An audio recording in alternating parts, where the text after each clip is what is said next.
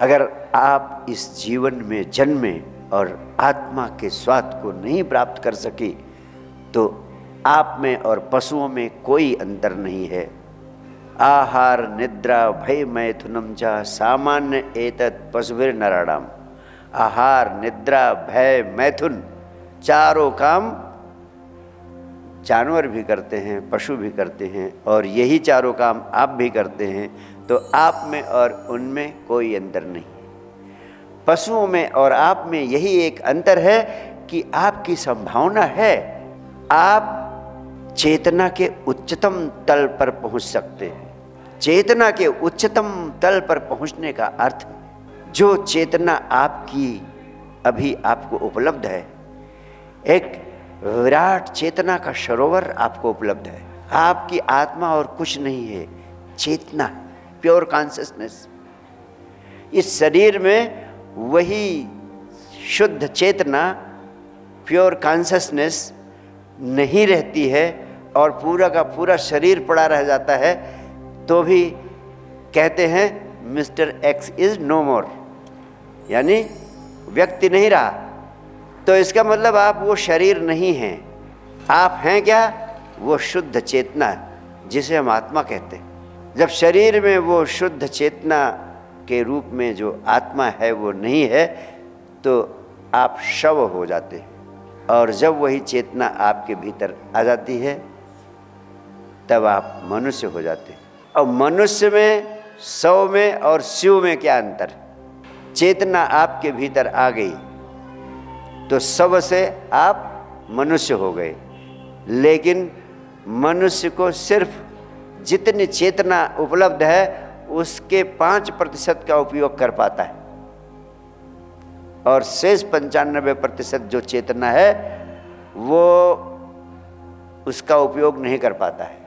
जो व्यक्ति अपनी चेतना का जितना अधिक उपयोग करने में सक्षम हो जाता है, वह व्यक्ति उतना ही अधिक आध्यात्मिक होता है, वह व्यक्ति उतना ही अधिक जीवन में आनंदित होता है।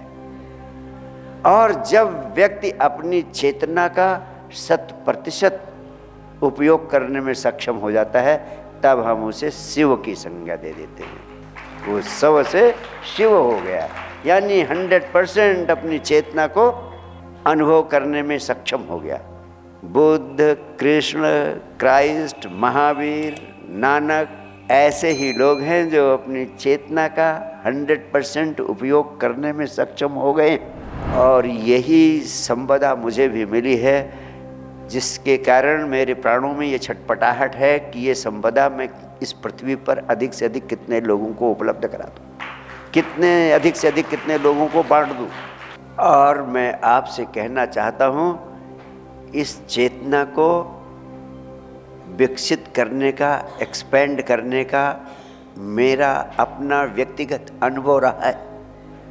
उस अपने व्यक्तिगत अनुभव के आधार पर मैं आपके जीवन को बदलने की दिशा में कुछ सक्रिय प्रयास करने की चेष्टा कर रहा हूँ। और आपसे कहना चाहता हूँ कि हर एक व्यक्ति की संभावना है शिवत्व को उपलब्ध होने की, हर एक व्यक्ति की। कोई ऐसा व्यक्ति यहाँ नहीं।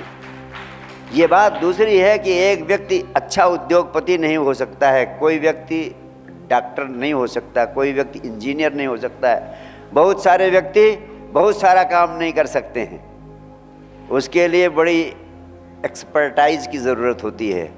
लेकिन चेतना को विकसित करने का काम एक साधारण आदमी से लेकर असाधारण आदमी तक हर व्यक्ति सक्षम है अपनी चेतना को विकसित करने के लिए।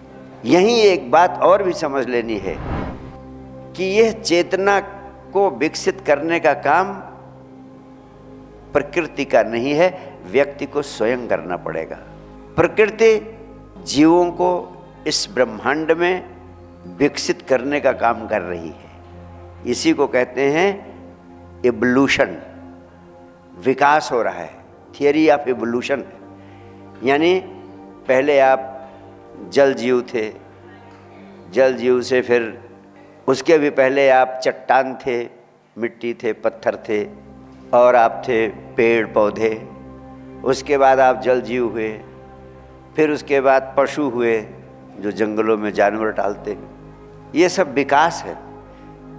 चट्टान से पेड़ पौधे वृक्ष हुए, पेड़ पौधों से विकसित होकर कीड़े मकोड़े तरह तरह के जंतु प्राणी हुए, फिर और विकसित होकर तरह तरह के पशु हुए। कहते हैं पशुओं में गाय सबसे अधिक विकसित है, जो मनुष्य और पशु के बीच में जो सबसे ट्रांजिशनल स्टेज की है वो गाय है, इसीलिए उन्हें हमने गौ माता की संज्ञा दी, यानी उनकी चेतना विकसित। आप सौभाग्यशाली कि आप प्रकृति के द्वारा मनुष्य के रूप में विकसित किए जा चुके हैं, और मनुष्य के रूप में पहुंचने में आपको लाखों करोड़ों अरबों वर्ष लग गए।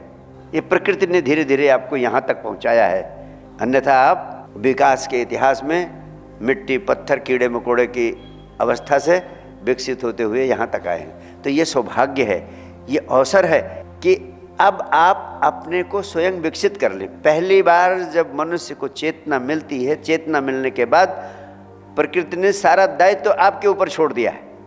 जब तक आपको चेतना नहीं मिली थी तब तक प्रकृति का काम था, वो धीरे धीरे आपको विकसित कर रही थी। लेकिन अब आपको चेतना दे दी, अब प्रकृति का काम खत्म हुआ।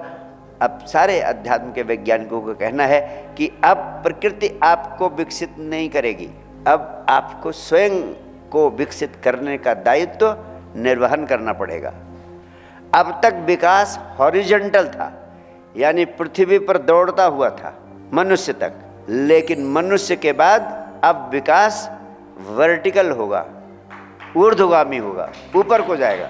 जैसे हवाई जहाज कुछ दूर तक जमीन पर दौड़ता है, वो कहते हैं हॉरिजॉन्टल, उसे कहते हैं हॉरिजॉन्टल रनिंग, हॉरिजॉन्टल विकास, हॉरिजॉन्टल डेवलपमेंट।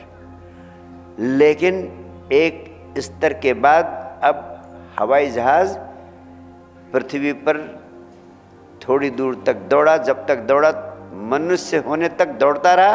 अब मनुष्य के ऊपर विकसित करने के लिए अब इसे आकाश में उड़ना पड़ेगा ऊपर, उसे कहते हैं कि वर्टिकल विकास होगा। और ये वर्टिकल विकास जो ऊपर उड़ने का विकास है, ये चेतना का विकास है।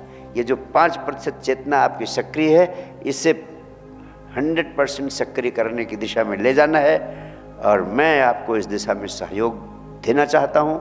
अगर आपके भीतर प्यास पैदा हो जाए तो बहुत बड़ा काम आपकी ज़िंदगी में मेरे माध्यम से हो सकता है, बहुत बड़ा काम हो सकता है। इतना बड़ा काम हो सकता है जिसका कोई हिसाब नहीं लगाया जा सकता है। बुद्ध को जो संपदा मिली, आप ये ना सोचें कि ये तो बहुत बड़ा काम है, असंभव काम है, कैसे हो सकता है, मेरे जैसे साधारण आदमी के लिए कैसे संभव है, ऐसा बहुत सारे लोग सोचते हैं। यही मैं बता देना चाहता हूँ, ये काम बहुत सहज है, लेकिन काम कितना भी सहज हो, जब तक आप उसे करने की दिशा में सक्रिय ना हो, जब तक उसे कर लेने की प्यास आपके भीतर न पैदा हो, तब तक उस काम को आप कर नहीं पाते।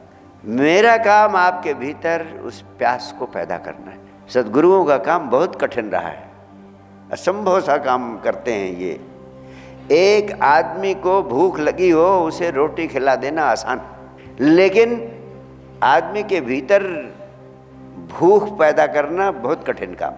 हमें भूख भी पैदा करनी पड़ती।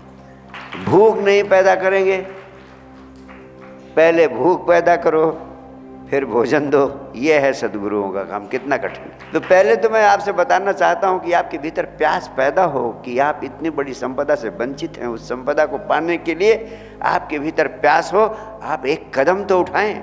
जब तक आपके भीतर एक प्यास नहीं पैदा होगी और जब तक आप एक कदम नहीं उठाएंगे, तब तक गुरु क्या परमात्मा भी आपको कुछ नहीं दे सकता है।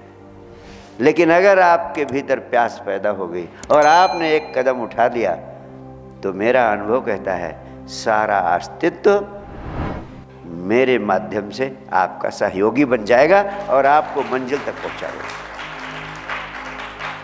अब दूसरी बात मैं आपसे कहना चाहता हूं, इस संपदा को विकसित करने का, परम आनंद की संपदा को उपलब्ध होने का, इस चेतना को और अधिक विस्तृत करने का, विकसित करने का सबसे शक्तिशाली माध्यम है ध्यान। और मैं तो सबसे शक्तिशाली माध्यम कहने के बजाय यही कहूँगा, एक ही माध्यम है ध्यान। और इसीलिए मैं कहता हूँ ध्यान है तो सब कुछ, ध्यान नहीं तो कुछ भी नहीं, सारा जीवन ही बेकार है।